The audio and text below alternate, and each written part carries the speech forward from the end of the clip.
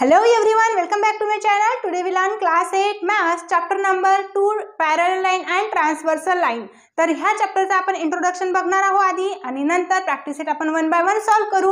आता जेव्हा आपण चॅप्टरचे इंट्रोडक्शन शिकतो तेव्हा आपल्याला प्रॅक्टिस सेट सॉल्व करण्यामध्ये खूप इझी जातं आणि लगेच प्रॅक्टिस सेट समजून येतो. मग याच्यामध्ये सांगितलेलं आहे पॅरलल अँड ट्रान्सव्हर्सल लाईन. तर पॅरलल आणि ट्रान्सव्हर्सल लाईन तुम्हाला आतापर्यंत माहितीच असेल, प्रिव्हियस स्टँडर्ड मध्ये तुम्ही शिकलाच आहे. मग थोडक्यात आपण इथे बघून घेऊ. बघा ही काय आहे, स्ट्रेट एक लाईन आहे. जर या स्ट्रेट लाईनला आणखी मी सरळ हिच्यासारखी अशी याच डायरेक्शन मध्ये जाणारी स्ट्रेट जर लाईन मी अशी काढली तर ही लाईन काय असणार आहे, या लाईनला पॅरलल असणार आहे. मग सपोज आता ह्या लाईनचं नाव आपण एल देऊ आणि ह्या लाईनला नाव आपण एम देऊ. म्हणजे L line is parallel to M line. Okay, अशा प्रकारे आपण लिहू शकतो. हे बेसिक तुम्हाला माहितीच असेल आतापर्यंत. आता हे झालं पॅरलल लाईन. या डायरेक्शन मध्ये जात आहे म्हणून आपण ह्या डायरेक्शन मध्ये यांना कितीही इकडे वाढवलं, कितीही इकडे आणि इकडे पण आपण कितीही यांना एक्सटेंड केलं, वाढवलं, तरी ह्या ज्या लाईन आहे समोर जाऊन एकमेकांच्या मध्ये जाणार का नाही, म्हणून आपण याला पॅरलल लाईन म्हणत असतो. तर आता या ठिकाणी आपल्याला सांगितलंय ट्रान्सव्हर्सल लाईन. मग ट्रान्सव्हर्सल लाईन कशा असतात, तर एकमेकांच्या मधून जाणाऱ्या, समजा ही लाईन ह्या डायरेक्शन मध्ये जाते, सपोज ही ए लाईन आहे, ह्या डायरेक्शन मध्ये जाते आणि परत दुसरी जी लाईन आहे सपोज बी, मग ही जी बी लाईन आहे ह्या डायरेक्शन मध्ये, म्हणजे एकमेकांच्या मधून चालल्या आहेत त्या लाईन आणि ते पॉइंट करतायत, म्हणजे इंटरसेक्ट करतायत एकमेकांना, त्यांनाच आपण काय म्हणतो, ट्रान्सव्हर्सल म्हणजे इंटरसेक्टिंग लाईन आपण असं म्हणत असतो. पण आता या ठिकाणी जर तुम्हाला सांगितलं आणखी इथे ही एक लाईन आहे आणि अशी एक लाईन आहे,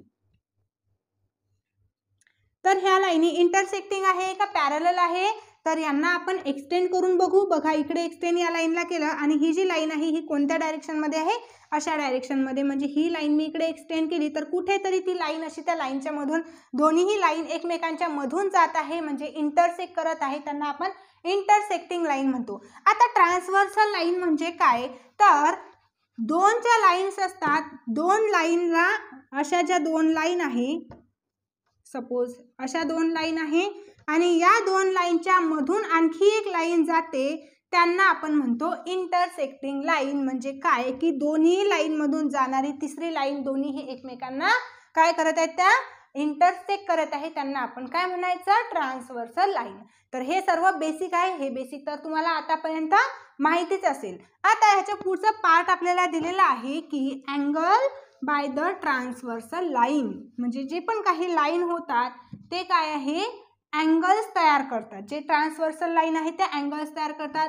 मग ही एक डायग्राम दिलेली आहे बुकमध्ये आपल्याला. बघा या प्रकारे ही लाईन आहे एम आणि ही लाईन आहे एन आणि ह्यामधून ही एल लाईन अशी जात आहे आणि इथे पॉइंट शो करत आहे ए आणि इथे पॉइंट करते बी. म्हणजे आपल्याला काय दिसतंय, मग बघा जी एम लाईन आहे आणि एन लाईन आहे, या दोन्ही लाईन मधून एन लाईन ही काय करत आहे, इंटरसेक्ट करत आहे दोन्ही लाईनला आणि कोणते पॉइंट फॉर्म होत आहे, ए आणि बी. मग ह्याच लाईनला आपण काय म्हणू शकतो, ही जी फिगर आहे काय आहे, ट्रान्सव्हर्सल लाईनची फिगर आहे. मग आता या ठिकाणी ऑब्झर्वेशन केलं आपण, तर इथं अँगल होतात तयार. आपण ऑब्झर्वेशन केलं तर बघा इथं अँगल झालाय, हा असा एक अँगल तयार होतो, परत इकडे असा एक अँगल, परत हा अँगल, किती सारे अँगल ह्या लाईन मध्ये तयार होतात. म्हणजे जे ट्रान्सव्हर्सल लाईन आहे ते अँगल फॉर्म करत असतात. ओके, मग अशाच प्रकारे आता आपण याच्यामध्ये करस्पॉन्डिंग अँगल्स कसे आहेत, नंतर इंटेरियर अँगल कसे आहे, अल्टरनेट इंटेरियर अँगल कसे आहे ते बघणार आहोत. नेक्स्ट आपण बघणार आहोत करस्पॉन्डिंग अँगल्स. तर करस्पॉन्डिंग अँगल्स मध्ये काय लक्षात ठेवायचं आहे की त्या अँगल्सची जी डायरेक्शन आहे ती सेम असते, त्याला आपण करस्पॉन्डिंग अँगल असे म्हणतो. फॉर एक्झाम्पल इथे एक अँगल आपण काढला असा आणि हा अँगल असा काढला, तर दोन्ही अँगलची जी डायरेक्शन आहे ती डायरेक्शन म्हणजे दोन्ही अँगल एकाच दिशेमध्ये आहे, म्हणून आपण यांना करस्पॉन्डिंग अँगल म्हणू. पण या इथे आता मी तुम्हाला दाखवलं की असा एक अँगल आहे, मग ह्या ज्या दोन अँगलमध्ये आपण ऑब्झर्वेशन केलं तर हे जे दोन अँगल आहे एकमेकांच्या अपोजिट डायरेक्शनला जात आहे, म्हणजे हे करस्पॉन्डिंग अँगलमध्ये येणार नाही. तर हे जे दोन डायरेक्शनमध्ये जात आहेत, सेम डायरेक्शनमध्ये जाणारे अँगल म्हणजे काय असतात, करस्पॉन्डिंग अँगल असतात. मग या फिगरमधून आपण करस्पॉन्डिंग अँगलच्या पेअर फाइंड करू. मग सेम आपल्याला डायरेक्शनमध्ये जाणारे अँगल फाइंड आउट करायचे आहे. इथे या एकाच डायरेक्शनमध्ये शोधायचे आहेत. म्हणजे आता फर्स्ट आपण हा अँगल घेणार आहे बघा, AMP angle AMP and angle. आता हा AMP अँगल या डायरेक्शनमध्ये जातो, तर ह्याच डायरेक्शनमध्ये जाणारा अँगल कोणता आहे बघा, हा आहे या डायरेक्शनमध्ये जाणारा अँगल. म्हणजे कोणता अँगल असणार आहे, MNR. मग इथे घेणार आपण MNR. हे दोन अँगल जे आहे एकमेकांना करस्पॉन्ड आहे, कारण ते एकाच डायरेक्शनमध्ये जात आहे. हा MNR हा पण त्याच डायरेक्शनमध्ये जातोय ज्या डायरेक्शनमध्ये AMP अँगल जात आहे. आता नेक्स्ट आपण बघणार आहे ह्या डायरेक्शनमध्ये, म्हणजे अँगलच्या या फिगरच्या दुसऱ्या साईडला हा जो अँगल आहे ह्या डायरेक्शनमध्ये जातो, हा अँगल ह्या डायरेक्शनमध्ये जातो. म्हणजे AMQ या डायरेक्शनमध्ये चालला तर MNS त्याच डायरेक्शनमध्ये जातो. म्हणजे AMQ angle AMQ and angle MNS. हा जो अँगल आहे हा अँगल MNS त्याच डायरेक्शनमध्ये जात आहे. म्हणजे हे काय आहे, करस्पॉन्डिंग अँगलच्या पेअर आहेत. आता आपण अप्पर डायरेक्शनमध्ये जाणारे अँगलचे पेअर आपण फाइंड केल्या. आता याच फिगरमध्ये लोअर डायरेक्शनमध्ये जाणारे अँगल आपण फाइंड करू. म्हणजे ह्या डायरेक्शनमध्ये जात आहेत बघा, हा अँगल या डायरेक्शनमध्ये अशा लोअर डायरेक्शनमध्ये जात आहेत. म्हणजे बघा PMN ह्या अँगलची जर आपण इकडे अशी फिगर काढली सेपरेट, तर हा कोणत्या डायरेक्शनमध्ये दिसतोय आपल्याला, ह्या डायरेक्शनमध्ये दिसतो. मग ह्या डायरेक्शनमध्ये दिसणारा अँगल आणखी कोणता आहे, RNT. म्हणजे हा पण अँगल सेम याच डायरेक्शनमध्ये चाललाय बघा, सेम दिसत आहे. म्हणून हे करस्पॉन्डिंग अँगलच्या पेअर आहेत. मग आपण काय करणार, कोणती फिगर निवडणार आहे इथं, कोणता अँगल निवडणार आहे इथं, PMN. म्हणजे थर्ड येणार आहे पेअर अँगलची PMN and angle RNT. Okay, ह्या डायरेक्शनमध्ये आपण निवडलेले आहे. आता आपल्याला ह्या डायरेक्शनमध्ये जाणारे अँगल शोधायचे बघा,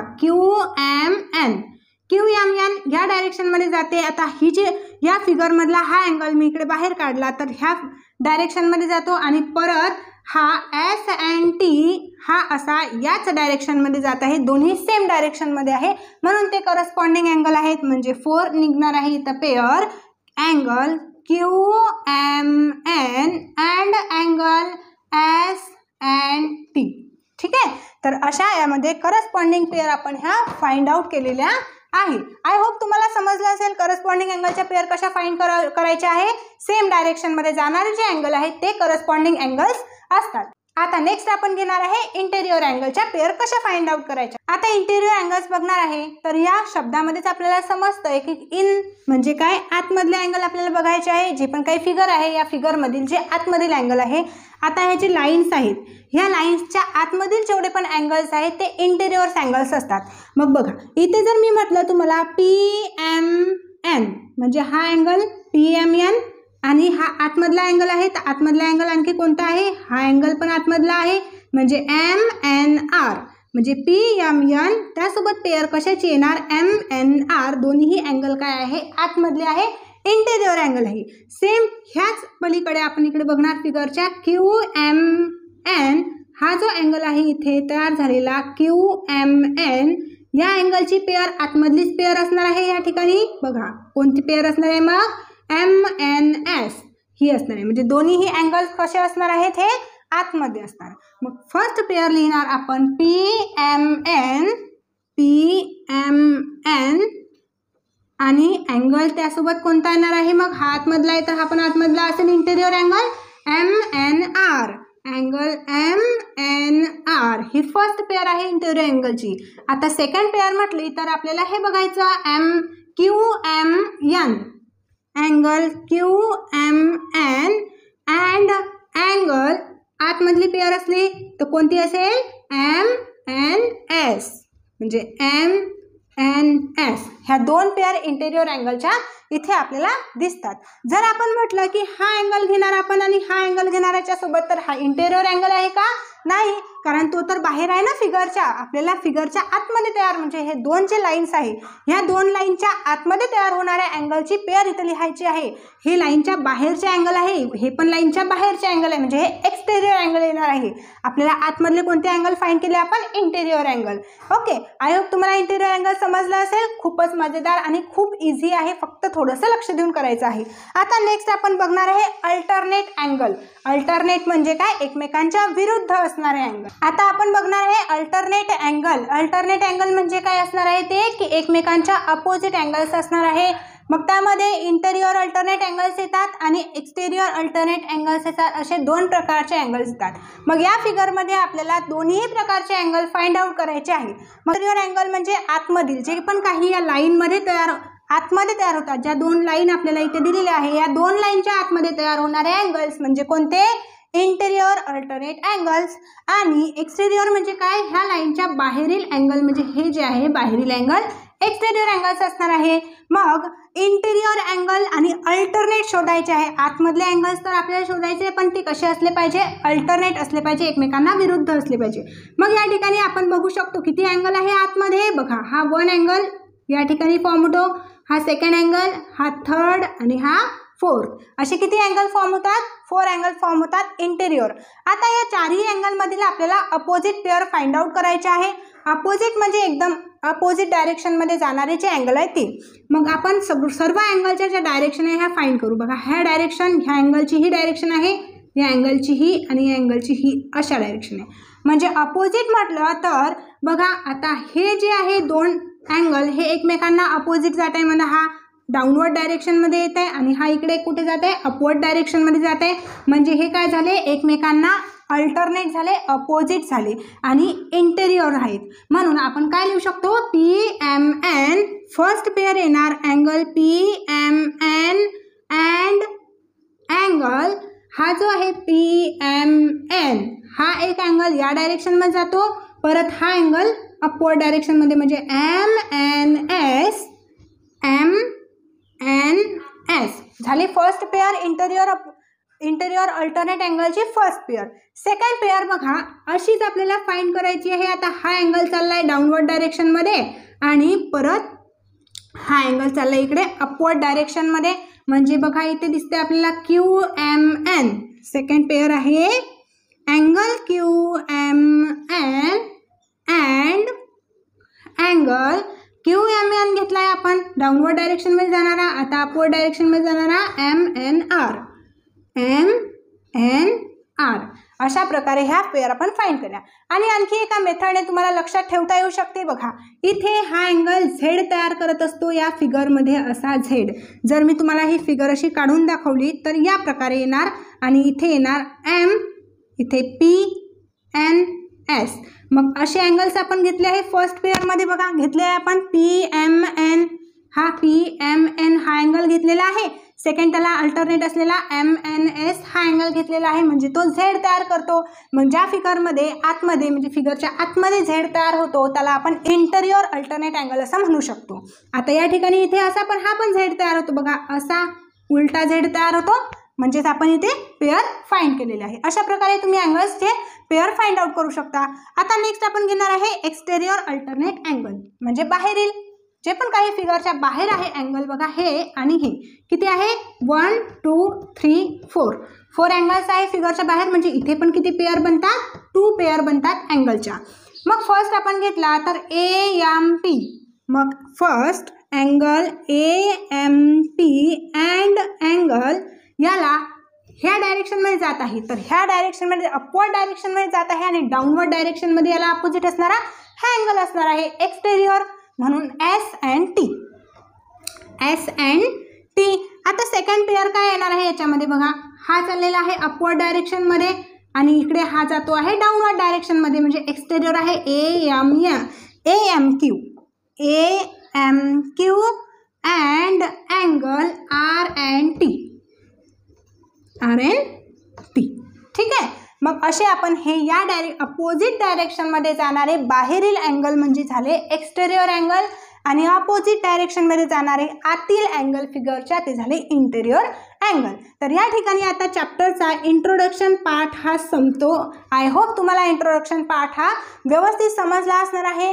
याच पार्टवरून आपण प्रॅक्टिस सेट जो आहे तो आपण व्यवस्थित सॉल्व करू शकणार आहे. ठीक आहे. मग आता हा जर व्हिडिओ तुम्हाला आवडला असेल तर तुमच्या मित्रांना लगेच शेअर करा, व्हिडिओला लाईक नक्की करा आणि चॅनलला सबस्क्राईब करा, बेल आयकॉन प्रेस करा. लगेच भेटूया आपण नवीन व्हिडिओजमध्ये. तोपर्यंत बाय बाय.